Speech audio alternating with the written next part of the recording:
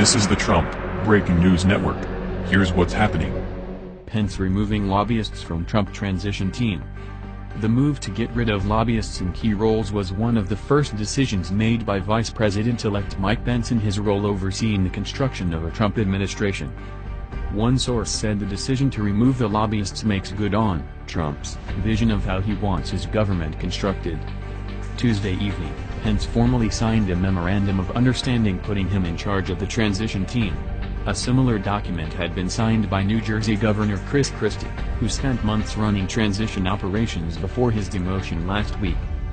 The switch slowed Trump's ability to coordinate the transfer of power with the Obama administration. White House spokeswoman Brandy Hoffine told the Associated Press the administration was waiting on more documents required by law before agencies could begin sharing information with the transition team. Pence ignored questions from reporters Tuesday, both as he entered Trump Tower with a thick binder tucked under his arm, and as he left 6 hours later. A person familiar with the transition efforts told AP different factions in Trump's team are fighting for power. That organization right now is not designed to work, according to the person close to the efforts, who like others involved in the transition, insisted on anonymity because they were not authorized to publicly discuss the internal process. The group organized by Christie had featured a litany of lobbyists, former bureaucrats, academics and corporate lawyers. That caused consternation from Trump, who won cheers on the campaign trail for his repeated promises to drain the swamp in Washington. It had also drawn the attention of Senator Elizabeth Warren, D.M.S., who repeatedly attacked Trump during the campaign on behalf of his opponent, Hillary Clinton. On Tuesday, Warren called on Trump to replace more than 20 members of his transition team with ties to Wall Street firms and other corporations. "If you refuse," Warren wrote, "I will oppose you, every step of the way, for the next 4 years. I will champion the millions of Americans you will fail to protect. I will track your every move, and I will remind Americans, every day, of the actions you take that fail them." Among those who departed Trump's transition team Tuesday was former Representative Mike Rogers, a Christie recruit and a respected Republican voice on national security issues.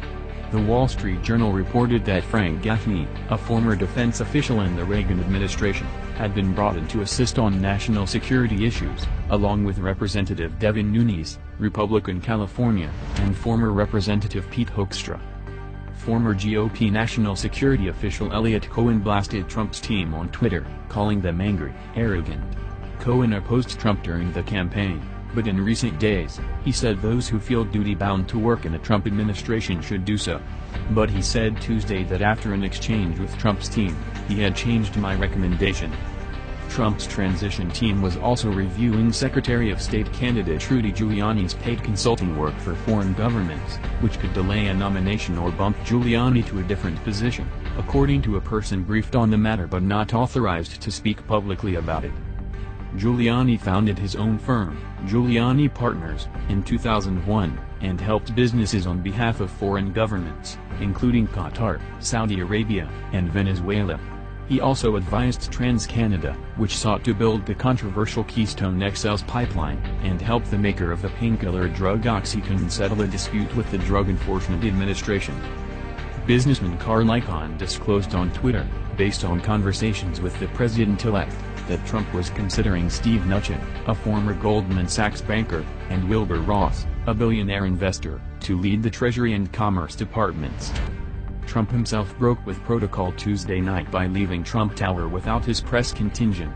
The transition team had told reporters and photographers there would be no movement by the president-elect for the rest of the day and night, but less than 2 hours later a presidential-style motorcade rolled out of the building, suggesting that Trump was on the move and leaving reporters scrambling. Trump turned up at Club 21, a Midtown Manhattan restaurant where he was having dinner with his family. Reporters were not allowed inside, and Trump spokeswoman Hope Hicks asked that they respect that he was having an evening out with his family. A short time later a tweet appeared on Trump's account, "Very organized process taking place as I decide on cabinet and many other positions. I am the only one who knows who the finalists are." This has been the Trump Breaking News Network. Please subscribe and share to stay up to date on the latest news about our president. Be informed.